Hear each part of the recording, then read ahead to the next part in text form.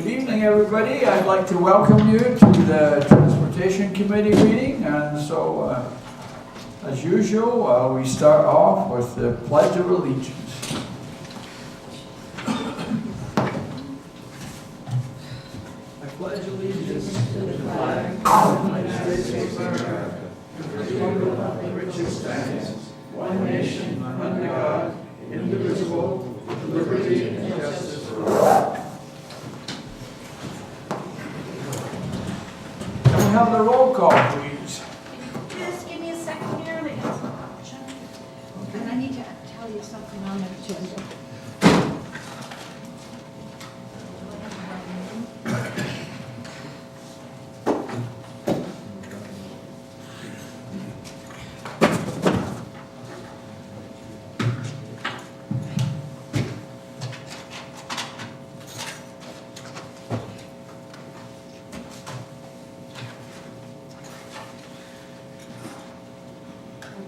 Councilmember Dobby. Yep. Councilmember McKeon. Here. Committee John Ruggiero. Here. Irv Erickson. Here. Larry Sweeney. Here. Joan Solari. Jean Shack. Yes. Next item on the agenda is the approval of the minutes of the November the 9th meeting. Any changes? I move approval of the minutes as read. I second it. Okay, all in favor? Aye. Okay. Next item is committee reports. Do we have any committee reports? Public comments and correspondence. Do we have public comments? Virginia? I'm not sure if I'm supposed to get up now or later. Yeah, this is the time for public comments. I want to bring up a subject. What? I want to bring up a subject. If it's not on the agenda, now's the time. Yeah. That's what I want to know. Thank you. Virginia Ruggiero, Stockbridge Avenue. I want to bring up a subject which you've probably never been bothered with before. Speed bumps on Stockbridge Avenue. You've never heard of that before? Yeah. Okay. The reason I'm bringing it up tonight is there are new types of speed bumps which we have checked out in Redwood City.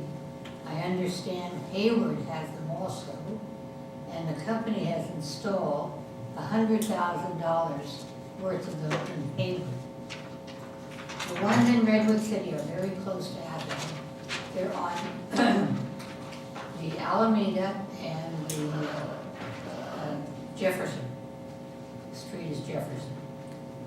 And they are entirely different from what you've seen, at least what we've seen before.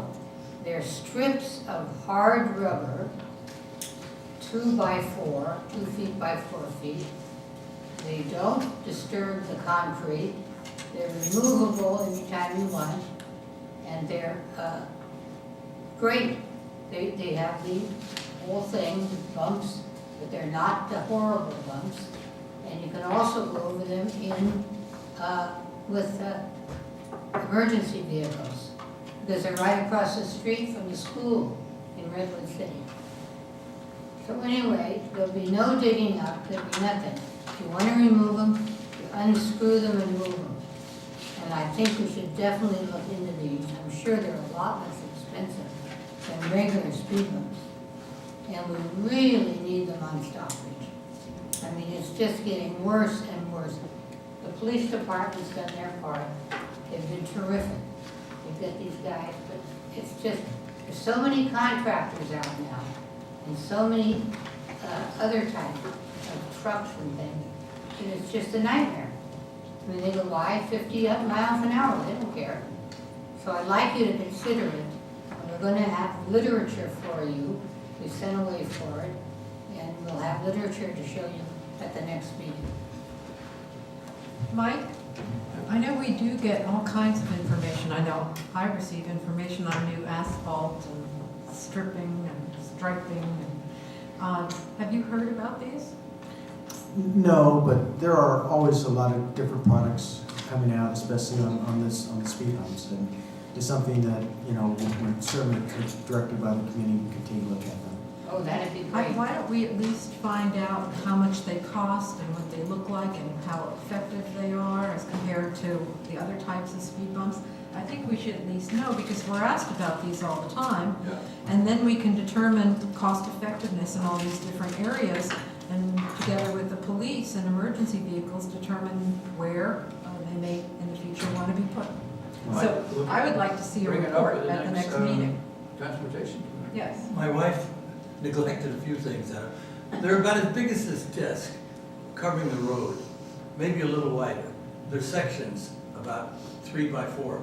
They're bolted down on the edges, hexagon bolts. They're only rise about 1.5 inches, 2 inches. They're like rumble. They rumble when you go over them. And they have it by the school on Vera Avenue, by the school, just off the Alameda. That's the first time I've seen them here. But I called the company in New York, and it's Trendflex is the name of it. Traflex. And they look like they're made out of, looks like a black doormat made out of old tires. And on the edges, these bolts are bolted in, and like the people say, you can put them where you want. You own them. They don't even install them. The instructors who install are very simple. They say, drill, put them in. You can leave where you want. You can move them, take them out, move them. They're basically like a bunch of big doormats that are synchronized together, and they have compressions of ridges.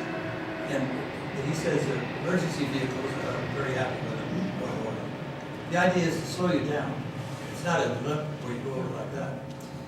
So if they're in agreement, could you find out about these and any other new technology with regard to these speed bumps? There may be others out there.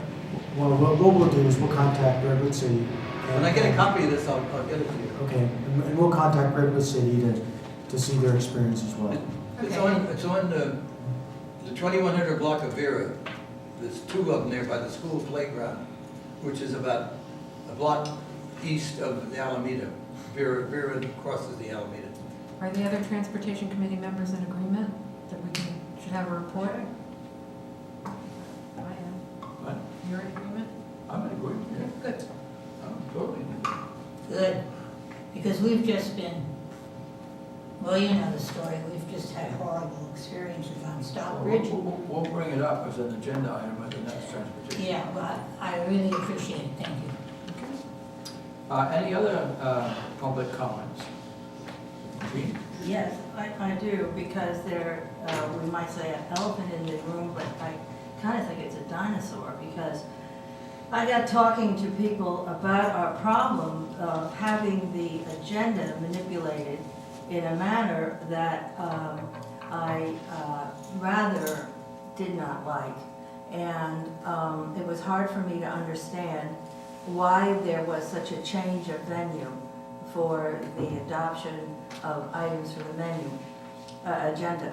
And so I spoke to a council person, or many council persons, and I talked to the town council.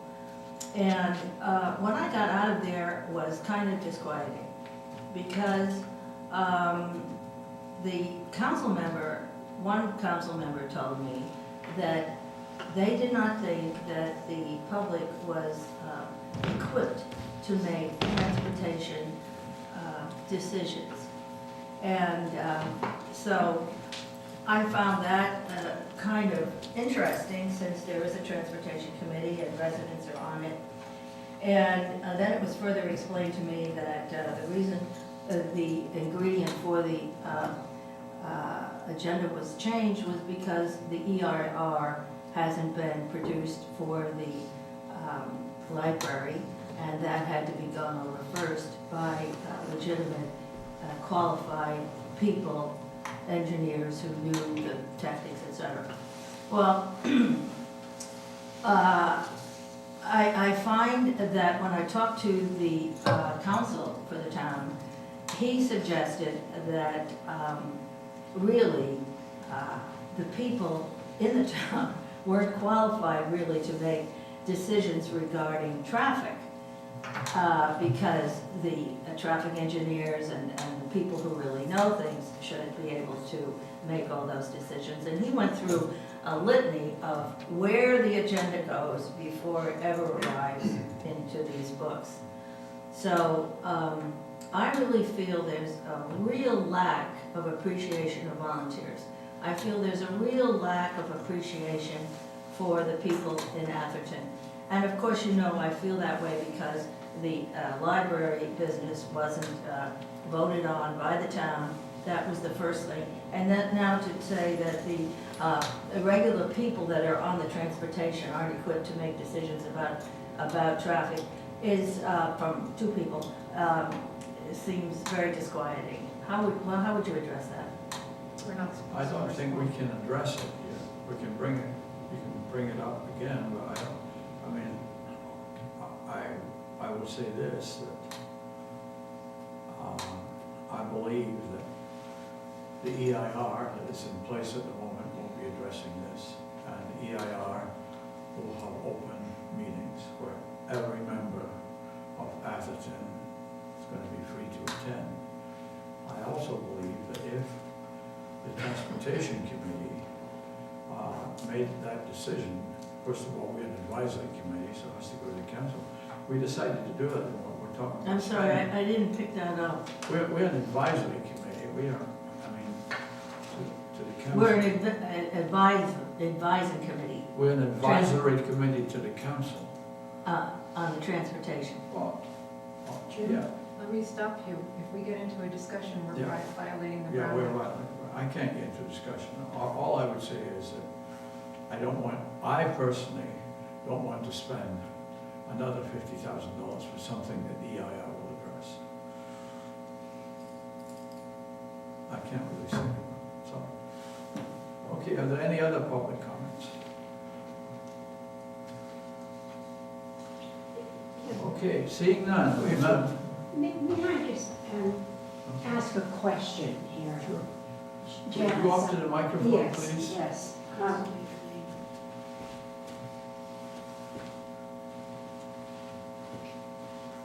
Janet Simons, 26 Wilburn Avenue.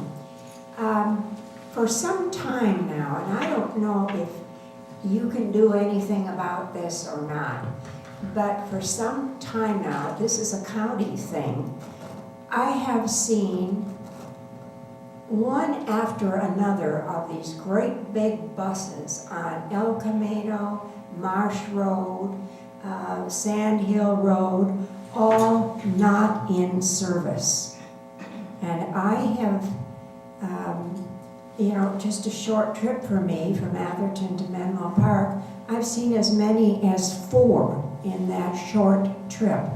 And that often clogs up the traffic everywhere. Is there anything we can do about that or find out how come this is happening? Why empty buses with drivers that make a pretty good amount of money, and so many of them up and down El Camino and all over the county? Was it San Mateo, was it Samtrans buses? Yes. I can answer that. They're either going to start their route or they have finished their route and they're going back to their base. So in the morning when they leave their base, they show not in service to go to the beginning of their route. And then when they're done with their routing, they'll show not in service when they go back to their base, or they're not in service going from the end of one route to the beginning of another route. That's why you see them. They don't carry passengers when they're not in service. It's just the driver positioning the bus for where it needs to be. But why should this come on all of a sudden, as it did about, say, 2 or 3 years ago? How come I never used to see them like that? How come all of a sudden now? Especially when all entities are having such trouble, with budgets and keeping up on things. I mean, I find this appalling. Well, we can't really discuss this, but what I would suggest is perhaps for the next Transportation Committee meeting, you can have something on the agenda which would of an answer to this. Or just have Atherton speak with Jan and Yeah. look into it. Right. I don't think it needs This to be. is really not an issue for us to discuss, this is really a Samtrans issue. And this has to deal with their routing and their schedules and the way they position their vehicles. So really, this is not something that falls under the purview of this committee, but this is really a Samtrans thing that should be brought up with them. It's been happening for years, it happens in every county where they have public transit, it's their way of doing business, and they have to use the roads to get to their start and end But we points. have a citizen that's concerned about it, so if you could, Anthony, if you could talk to Jan, Sure. see if we can find out. Okay, we now go, are there any other public comments? Seeing none, we'll go to the agenda items. The discussion and public action to consider installation of roundabouts at the intersection of Alameda de las Pulgas and Atherton Avenue. And Marianne. And So I had a call and got a message from Gary Lauder, who was at Mrs. Austin, I think, who put this on the agenda, who did not hear about it until today, that it was on the agenda, and she, at such late notice, was unable to be here. Gary is in the east someplace, he couldn't be here, so I think our only option is to postpone it to the next meeting. I do think, however, we should discuss as a procedural issue, getting agendas published earlier, more, the final agenda, and making sure that all of the people who are on the agenda know about it, at least a week in advance. yeah, well, I have a letter from her here. Just everybody has a letter from her. It was in January, Yeah. but she didn't know it was on the agenda for tonight. I would just say this, that we've looked at roundabouts, especially one, I think, was at Stockton and Alameda. No, it wasn't. It wasn't Stockton. It's the same- It's the same one, Atherton. It was Stockbridge and Alameda. And at that time, I mean, I think we all love roundabouts, or at least I love roundabouts. But at that time, we estimated that the cost, if we could do it, and there were substantial problems there because of private property and everything else, we were talking about somewhere in the region of just under $500,000. Yeah, I think it was around 400,000. There was another issue, there was a jurisdictional issue, am I not correct? Mike, we had a problem with the county, Yeah. and signage. I wasn't here back then, but I don't believe there's a jurisdictional issue there. If we're talking about I thought Atherton. Duncan told us there was some signage jurisdictional issue there, Yeah, that I don't know. or There was utilities. a problem of how much area do you need for a roundabout? Yes, which there is is. substantial. Correct. Well, roundabouts, they do require more area than a regular signalized intersection. And that's always the thing you want to take a look at, is to see that you can accomplish it within the existing right-of-way. And, just kind of visualizing that right-of-way, I think that would be, we'd have to take a look at it, but I think it's pretty tight, because on the roundabout, you need to make sure that the radius is large enough for trucks and buses. And also with roundabouts, if you think about it, you're relocating where pedestrians would cross the street. So, you need, for pedestrian considerations also, that requires a little addition, it requires more room.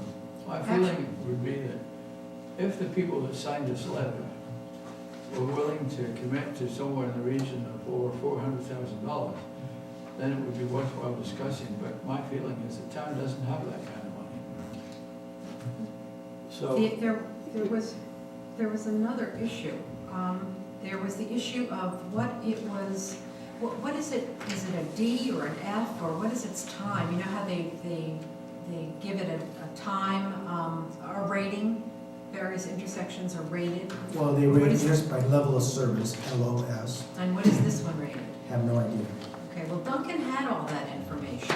So if this is going to be brought back to us, Duncan had the cost, and maybe just a telephone call to him, but he looked into the cost, and he thought there was enough area, actually.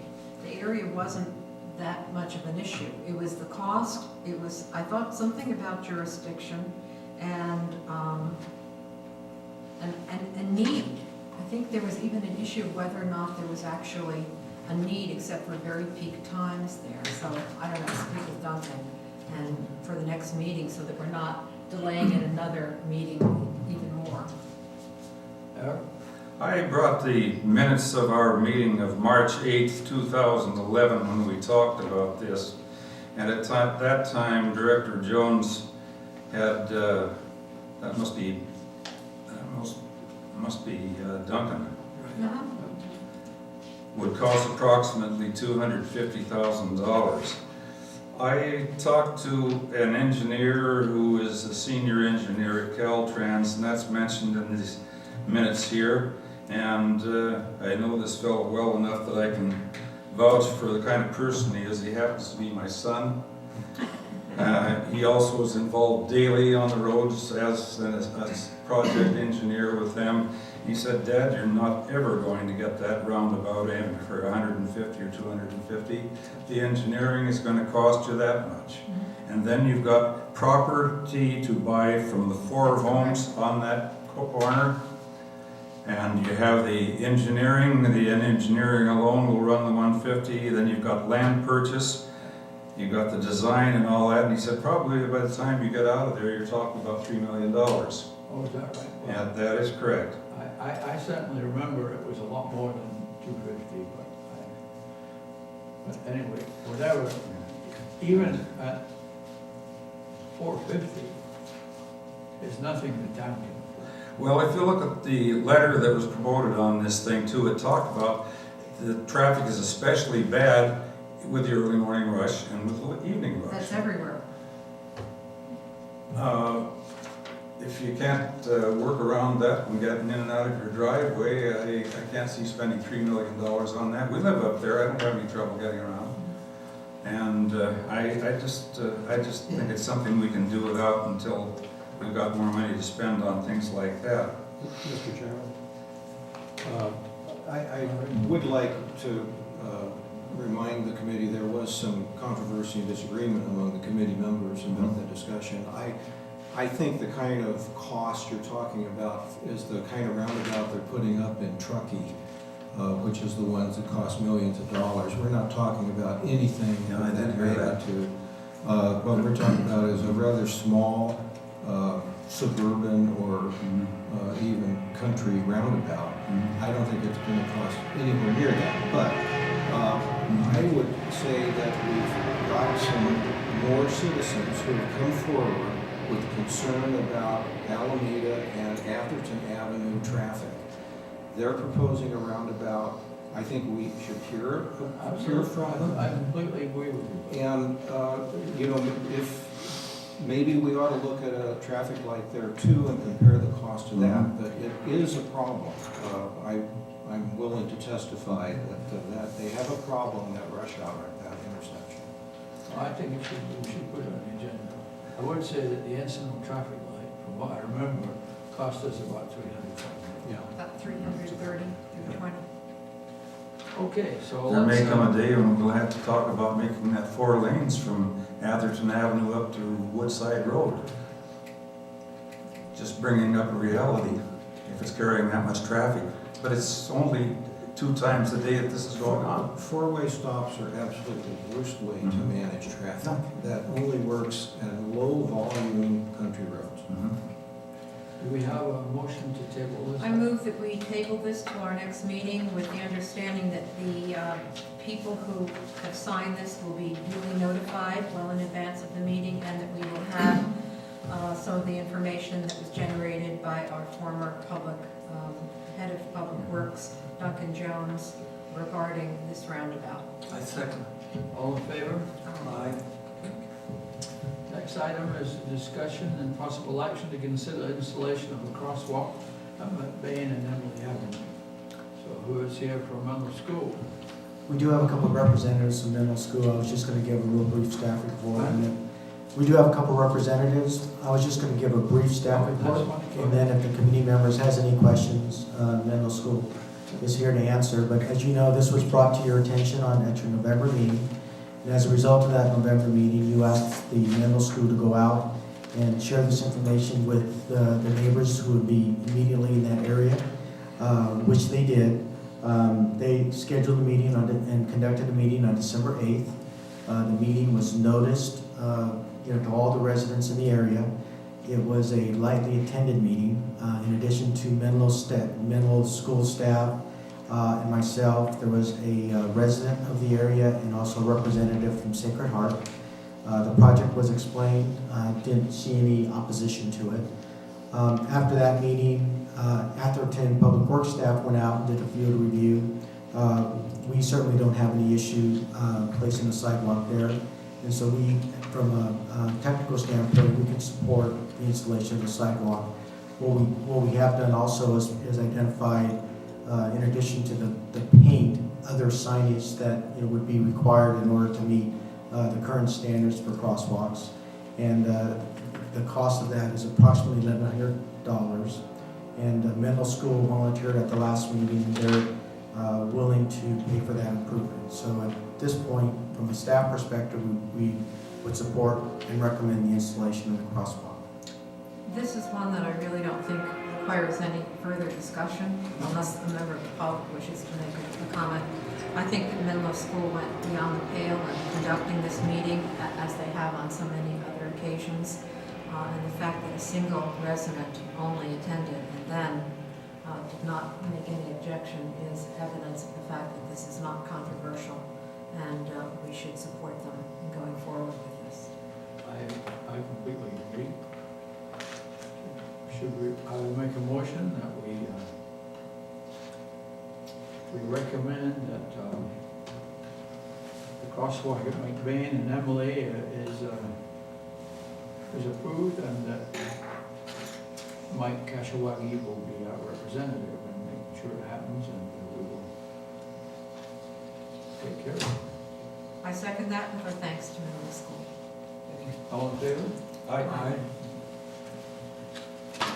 Next item is a discussion of possible action to consider installation of a traffic signal at the intersection of Alameda de las Pulgas and Camino al Lago in front of Las Palmitas Elementary School. Mike, is that one of yours? No? And is Christie here? Can I ask a question? Why, I mean, it says that traffic signal down the street, the resident says that she's not sure why it was put there. Anthony, you say that you believe it was put there under the county to allow the children to cross safely. Is that still the purpose of it? Is it used to any considerable degree by the children? So from my experience driving through there in the mornings and in the afternoons, yes it is. What I was wondering is this. I mean, if they're saying that they've almost been hit several times, I mean, I guess what I'm thinking is we have a choice. You could have a traffic signal at both locations, which I don't know if that's advisable. We could have a traffic signal at one location, and then the question becomes, which is the better location? I know there's a report that says there have been no collisions in a multitude of years, but the fact of the matter is that the no collisions isn't really the answer if there have been so many near collisions, and there have been a few accidents. So which is the most dangerous intersection? The one that presently has the traffic light, or the one at which they're requesting the traffic light? And then I guess the next question would be, if it is the intersection at which they're requesting the traffic light, what would it entail if we did not want two traffic lights, if that would be your considered opinion, that two traffic lights were not advisable from a police traffic control standpoint, you and Mike, then what would it entail to go to the county and ask them to remove that, and either, if we could reuse it at the new location, fine, or put a new one in? Those are my questions. Well, clearly the existing signal, first of all, it's not at an intersection. The existing signal is not at an intersection. It's mid-block. So it's just a crosswalk? So clearly it's a pedestrian signal, which means that the only time it stays green all the time unless someone goes and pushes the button. I see. And that was in the county. Why they chose to install a ped signal there as opposed to signalizing the intersection that's being discussed here, I honestly don't know the history behind that. But where the existing signal is and where this intersection is, it's a very close distance. I did measure it, but I would guess it's probably in the range of 200 feet. So putting two signals within that short of a distance would certainly create some operation problems. I mean, But it could be like the Encinal signal, where you remove that crosswalk signal, or even Sacred Heart, where when they put in their signal, or Encinal, you remove that crosswalk signal because it's too close in both cases, and you turn to the traffic light and move the traffic across there. So, do you believe, all of you, each of you, do you believe that a traffic light or some other traffic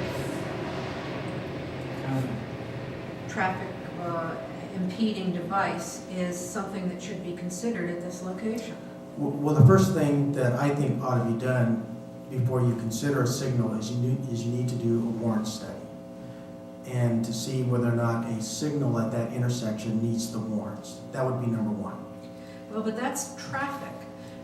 I'm talking from a safety standpoint with regard to these children and adults crossing.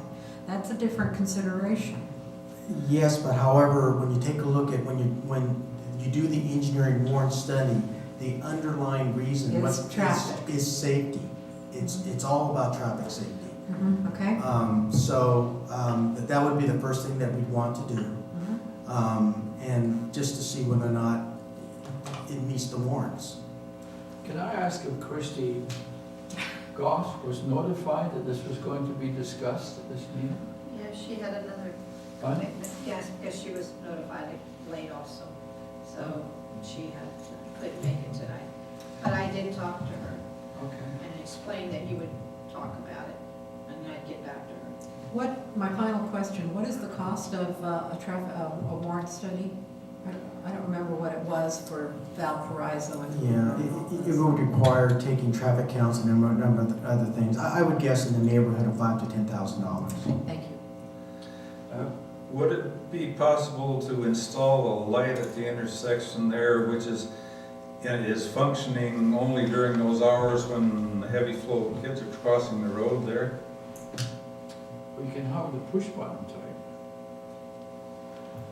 Well, no, because if you only operate it during certain hours, then during the other hours, it either has to most likely flash yellow for the main street and then red for the side streets. You can't just turn it off altogether because then it automatically becomes a four-way stop. Okay, I'm just asking. Thanks.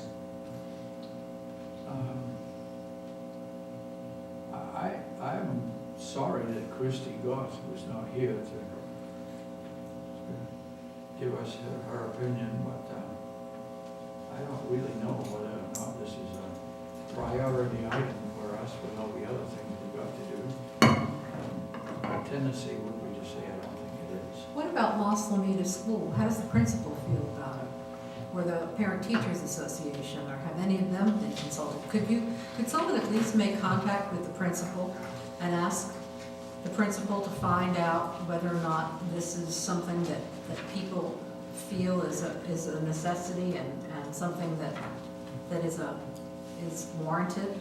Sure. No pun. Sure, we'll be happy to contact the principal as well as the county to find out what that background and history of why they constructed the pedestrian signal as opposed to signalizing that intersection. Okay.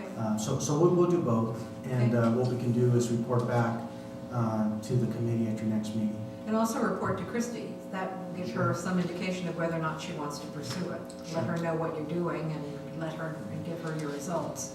And then, The bottom line of Chrissy's letter, she says, I am copying Sue Sarter on this mail. The Los Alamitas School principal, she too is quite concerned. okay, thank you. Okay, well, I don't really know what we're I'm going to do. so glad we had so much input from the Transportation Committee. That was very helpful.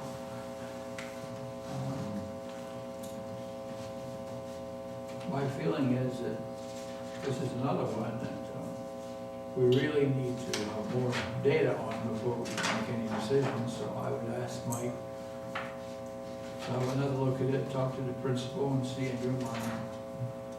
Give us your suggestions. We'll put this on the next Transportation Committee meeting. Sure. Is everybody in agreement with that? That's fine. Next item is discussion and possible action to consider a left turn lane on Encinal Avenue for eastbound traffic turning left into Encinal School. Larry Sweeney is here. I made the mistake a couple of times when school was letting out of trying to get home down Encinal Avenue from El Camino or someplace toward Middlefield. And there are all these cars lined up heading from Middlefield who are lined up turning into Encinal School. And the pickup zone is totally jammed with cars all the way around. So they're waiting to turn in, lined up. And then there are cars coming the other way toward Middlefield who are waiting to turn left. And they're kind of taking turns with other people waiting to turn right. And all the people who behind them who just want to get to Middlefield can't.